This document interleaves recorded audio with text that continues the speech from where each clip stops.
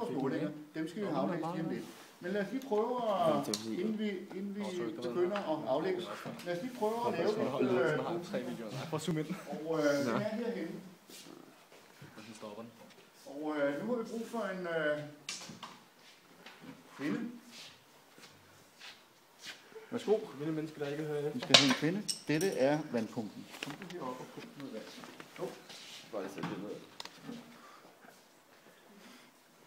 Du skal nok om på den her side at stå. Så vi har 2 pumpebrønde. Vi har en for neden og en for oven. Det er den der og den der. Skal vi lige prøve at tage en grundvandstand ind? Rotes. Der. Kan I se det? Der. Der er vi grundvandstanden. Prøv lige at pumpe fra den nederste brønd til den der.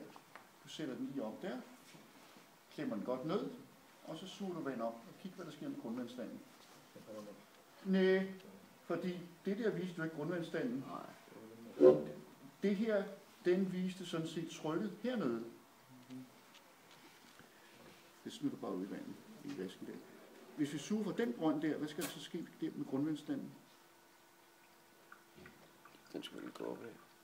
Den skal falde, ikke? Ja. Vi skal prøve at suge fra den brønd der. Hvor er det suge? Ja, okay. Det gør du lige 100 gange. 100 gange? Værsgo. Og læg lige mærke til, hvad der så sker med det blå vand her. Ja, Nu skal du... Jeg sagde 100 gange. Ja, det blå skal også ud, ikke? Hvor er den blå der på vej hen? Hvor er den brønd? Det er det andet der.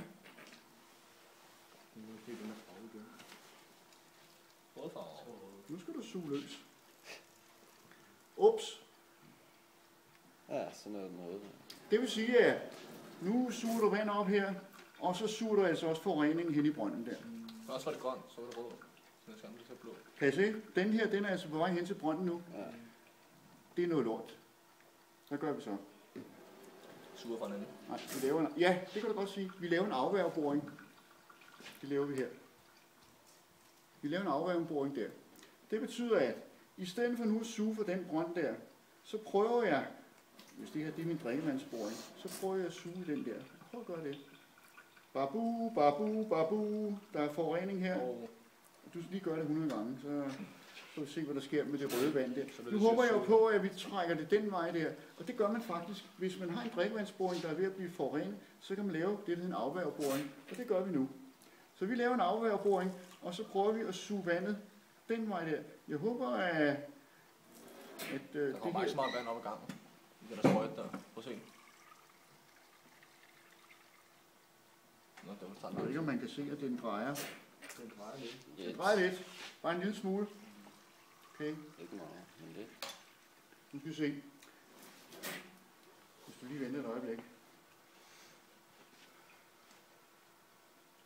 Nu blev den sgu grønt dernede igen.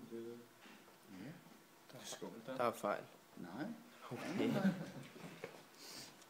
Hvad laver jeg nu? Jeg laver en søg. Hvad er det for en forurening, jeg laver der? Det er landmandens. Det kunne da godt være. Skal vi kalde det for en punktforurening? Kan du sagt? Ja, det er en punktforurening, ikke? Altså, det er der står det en leaky lake, ikke? Så det er et leaky landfill. Og hvis man er leaky, hvad er man så? Så man lægger den. Ja, så er man utæt, ikke? Så det kunne for eksempel være en gyldetank, og du prøver at suge fra den her vand, den brønd, der er der. Du suger bare løs. Det kan være, skal vi lige skifte, så du kan komme over og se, hvad der sker her? Nej. Forureningen går også derovre mod brønden. Ja, og Mark, du kom i gang, Slabe. prøv lige at lægge mærke til, at den der brønd udsat for forurening? Ja. Nej, det er den ikke. Altså, forureningen ligger her. Kom nu, du skal suge fra den der. Var det grønne ikke også forurening? Nej, det var bare for at følge vandstrømmen, ikke? Nå, okay. Det fik du være læge. Det skulle den forkerte, den der mark, eller? Ja. Nej, det er den der.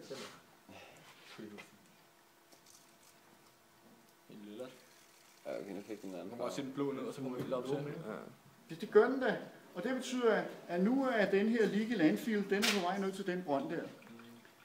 Der er et af spørgsmålene, det hedder, hvilken brønd vil I helst drikke vand fra?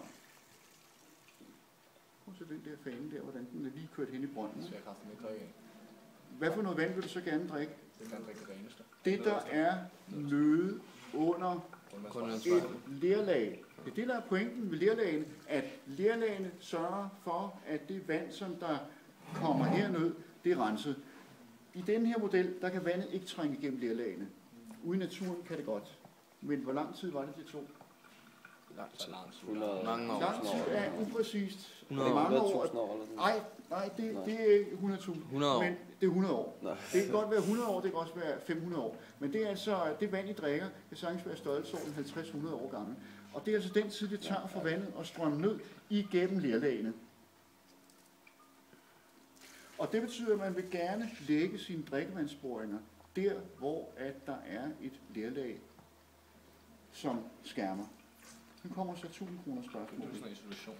Det er jo ikke nok, at vi har et lerlag. Vi skal også have et materiale, vi kan suge vand fra. Og skal det materiale, vi suger vand fra, skal det være porøst eller ikke porøst? Ikke. Det skal være porøst, der skal du ikke få det igennem. Bitch. Det gør det nu. Det kan da godt være kun det. Men hvis det ikke er porøst, hør nu her, porøst betyder, Det kan være sondret. at der er hulrum. Permeabel betyder gennemtrængende. Altså, Så skal det ikke være gennemtrængende. Permeabilitet, det handler om, at man kan trænge igennem. Porøst betyder hullighed. Hvor mange huller er der? Så spørger jeg, hvorfor vil man gerne have et porøst lag, når man skal have vand? Ja, vandet skal jo ligge der imellem hulrummene. Vandet skal jo have et sted at være. Der kan altså ikke være ret meget vand i det der. Så pointen er, at man vil gerne have det porøse lager dækket af et impermeabelt lag ler. Så begynder vi at have et godt sted at hente grundvand. Prøv lige at suge fra den brønd og den brønd, og så sige, hvad for en er det nemmeste at trække vand op fra. Du skal sådan prøve at fornemme det, og så prøve at tage nabobrønden der.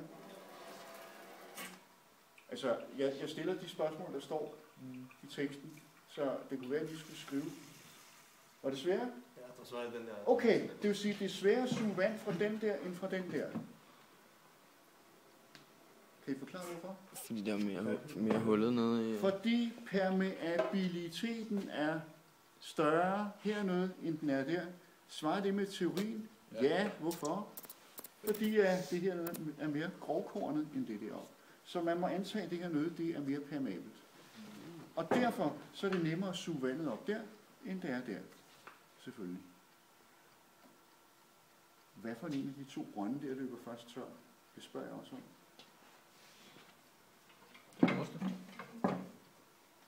Jeg vil sige den nederste. Den nederste? Ja. Eller, den øverste selvfølgelig. Når vi suger, så sænker vi jo grundvandsstanden, ikke? Og det betyder, at når vi sænker grundvandsstanden, så er det den der løber tør først, ikke? Den der, Den holder ud i lang tid. Så skal jeg lige høre, er der flere ting, der spørger? Det er anden del af forsøget. Prøv at kigge på det. Det har vi fundet. Det var det så. Prøv at læse op. Nu tænker vi grundvandsstanden, det har vi allerede gjort til tredjedelen. Ja, ja. Nu tilføjer vi lidt forurening til det utilfælde. Det har vi gjort her. Svarende til pump vand op på grønne og øvre og nedre grundvandsmagasin. Ja, det har vi gjort. Kom forureningen dernede? Ja. Nej. Den, Grønne gjorde sgu da, mand. jamen, den, Det kommer ikke ned under I må ikke jæder. opfatte den grønne her som forurening. Det har vi lavet for at se, hvor det er. Det vi lægger ind her, det skal I sådan set heller ikke opfatte som forurening. Det er jo ikke anden farve. Men hvis det nu havde været forurening, vi havde kommet derind. Altså hernede kommer der altså ikke noget. Jeg prøver på at sige til jer, der er altså ikke udveksling mellem de to magasiner her. Det håber I kan se. Det blå har overhovedet ikke været hernede. Og det vand hernede er altså det reneste vand. På grund af det lag, som er impermeabelt. Det var Flere lidt over. spørgsmål? Fra hvilken brønd, så var det noget ved Så er det 10 minutter. Så er det 20 minutter for Det var den dernede. Hvorfor? Det er godt til... Jamen, det er ikke nok at sige det. Jeg tror, det er rigtig godt. Vi slammer på. laget her. I bliver nødt til at bruge de her begreber med Slag på et bunden, impermeabelt lerlag, små partikler, der er kittet tæt sammen. Hvor er det nemmest at suge vand op? Hernede, på grund af permeabiliteten var større hernede, end den var der. Okay, nu står der tilbage at udfylde skemaet. Og vi har brug for en tavleskriver. Simon, det er dig. Du laver lige skemaet op på tavlen. Morten og kompagnonen måler. Og I andre, I skriver skemaet op. Så står en manuel? Står en manuel?